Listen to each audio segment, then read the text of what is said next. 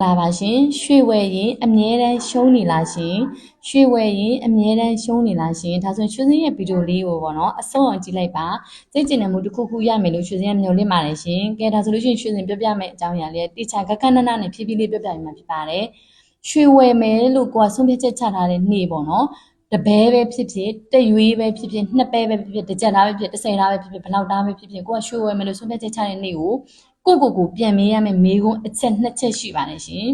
အချက်2ချက်ရှိရဲကိုပြန်မေးရမယ်မေးခွန်းအချက်2ချက်ကဘာလဲဆိုလို့ရှိရင်ပထမ1အချက်အနေနဲ့ရွှေတွားဝယ်မယ်နေ့ကိုငါရွှေဝယ်မှာဒီညှက်ဖို့လားစုဖို့အတွက်လား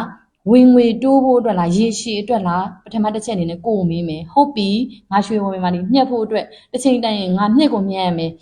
စုထားရမယ်ပေါ့နော်ပတ်စံနေတိုးကိုတိုးလာရမယ်ဆိုရင်စိတ်နဲ့ရွှေဝယ်မှာဆိုလို့ရှိရင်ဒီလိုအသုံးအခဲကိုဝယ်လာခဲ့ပါရှင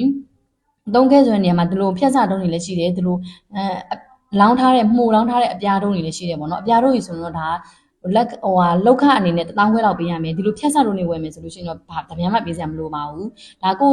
ဆုံးဖြတ်ပြီးတော့ဝယ်ခဲ့ရမှာဖြစ်ပါတယ်โอเคဟုတ်ပြီကိုကစုဖို့မြတ်ဖို့ဆိုရင်ဒီလိုအတုံးတွေအခောက်တွေကိုဝယ်ရမယ်အတုံးကိုဝယ်ရမယ်ပြီးလို့ရှိရင်တို့စတိကွင်းဖြစ်တဲ့ပတ်ထည်တွေကိုဝယ်ရမယ်ပေါ့နော်ပတ်ထည်လက်စွပ်တွေဝယ်ရမယ်ပတ်ထည်လက်ကောက်တွေကိုဝယ်ရမှာဖြစ်ပါတယ်ကဲနောက်တစ်ချက်အနေနဲ့နံပါတ်2အချက်နေပေါ့နော်ကိုပြန်ပြီးလှဖို့အတွက်ဝယ်မှာလားအစင်တန်စာအဖြစ်ဝယ်မှာလားကိုမှန်ထဲမှာကိုကြည့်လိုက်လို့ရှိရင်ကိုရဲ့စိတ်ကျင်တဲ့ဖို့အတွက်ပေါ့နော်ကိုရဲ့ခန္ဓာကိုယ်ကိုလှပဖို့အဝတ်စားဝယ်တဲ့လိုမျိုးပေါ့ရှင်ကျမတို့ကကိုရဲ့အစင်တန်စာအဖြစ်ဆင်မြဲဖို့ဝယ်မှာဆိုလို့ရှိရင်ရွှေစင်ပြောချင်တာက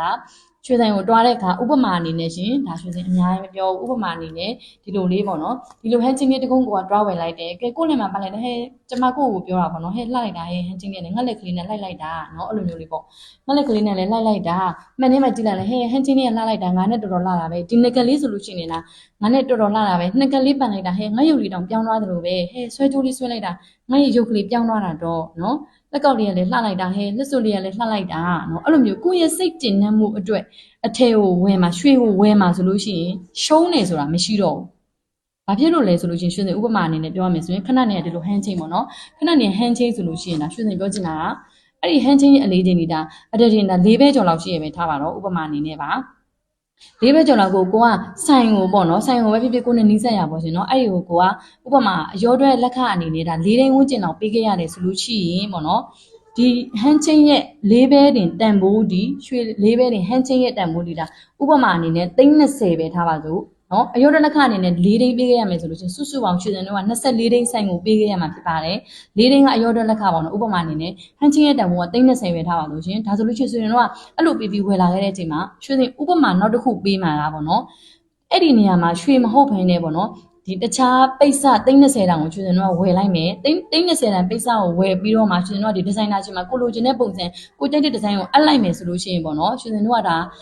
ချုပ်ခအနေနဲ့ရွှေစင်တို့ကအနည်းဆုံးဒါ3-4သိန်းလောက်ကတော့ပေးရမယ်ထင်ပါတယ်အဲ့ဒီထက်ကိုဈေးများတဲ့ဒီဇိုင်နာတွေလည်းရှိကောင်းရှိမယ်အဲ့ဒီထက်ကိုဈေးရောတဲ့ဒီဇိုင်နာတွေစစ်ချုပ်ဆိုင်တွေလည်းရှိကောင်းရှိပါလိမ့်မယ်ရှင်ကဲဒါရွှေစင်တို့ကအဲ့ဒီ30တန်ကြီးရှိပြီးပေးရတဲ့အထည်ကိုဝယ်ပြီးတော့မှဒါ3-4သိန်းလောက်ချုပ်ခပေးပြီးချုပ်လိုက်ပြီဆိုလို့ရှိရင်အဲ့ဒီ30တန်ကြီးရှိတဲ့ဝစ်စုံကိုရွှေစင်တို့ကအချိန်မရွေးပြန်ရောင်းလို့မရဘူးကိုကျန်းတဲ့နေရာမှာရောင်းလို့မရဘူးပေါ့နော်။ဘာဖြစ်လို့လဲဆိုကိုနဲ့ fit တင်ချုပ်ထားတာဖြစ်တဲ့အတွက်ပေါ့ကိုခန္ဓာကိုယ်နဲ့ပဲလိုက်နေတာဖြစ်ပါတယ်။ရွှေကိုကြတော့အဲ့လိုမဟုတ်ဘူးရှင်ရွှေစင်တို့ကလीနော်30တန်မိုးဝယ်ထားတာချင်းတူတူတောင်မှရွှေစင်တို့ကရွှေကိုကြိုက်တဲ့အချိန်ရောင်းလို့ရတယ်။နေရာမရွေးရောင်းလို့ရတယ်။ပြီးလို့ရှိရင်ပေါ့နော်ကိုအစင်မပြေလက်တလုံးလို့ရောင်းလို့မရလို့ဆိုရင်ပေါင်လို့လည်းရပါတယ်ရှင်။ခဏနေအရောအတွက်ဖို့၄သိန်းကိုဒါအတာထားလိုက်အောင်ပေါ့နော်30တန်ကြီးကိုကိုကြိုက်တဲ့နေရာပေါင်လို့ရတယ်ကိုကြိုက်တဲ့နေရာရောင်းလို့ရတာဖြစ်ပါတယ်။ရွှေဆိုတာအဲ့လိုတန်မိုးကြီးလာပါတယ်ရှင်နော်။ဒါကြောင့်မို့ရွှေစင်ပြောချင်တာကိုရွှေတောင်းဝယ်မယ်ဆိုအချက်2ချက်ကိုပြန်ပေးပါရွှေစင်ခဏနေပြောခဲ့သလိုမျိုးဒီလှဖို့ပါဖို့ကိုယ့်ရဲ့အစင်တန်ဆာဖြစ်ဖို့ပေါ့နော်ကိုယ့်ကိုစိတ်ကျင်တဲ့ဖို့အတွက်ဝယ်တယ်ဆိုလို့ရှိရင်ဒီနေရာမှာဒါတပဲဖို့3-4သိန်းလောက်ပေးခဲ့ရတယ်ဆိုရင်ရှုံးနေဆိုတာမရှိပါဘူးရှင်အဲ့ထက်ကိုမှကိုကပို့ပြီးတော့တန်ကျင်နေတယ်ဆိုလို့ရှိရင်ရွှေကိုအချိန်ကာလကြာဒီအထိဝစ်စင်မှာတန်အောင်ဝစ်ပါရှင်အချိန်ကာလကြာပြီးလို့ပြန်ရောင်းနေဆိုလို့ရှိရင်တော့အဲ့ဒီ3-4သိန်းလည်းမရှုံးတော့ပါဘူးเนาะအဲ့လိုမျိုးလေးသတ်မှတ်ပြီးတော့ဝစ်ပါလို့ရွှေစင်ကအကြံပေးပြရစီရှင်နောက်တစ်ခုမရှုံးခြင်းဘူးဆိုလို့ရှိရင်ဒီလိုအတုံးအခဲကိုဝယ်ပါလို့ရွှေစင်ကအကြံပေးပြရစီကျေးဇူးများတင်ပါတယ်ရှင်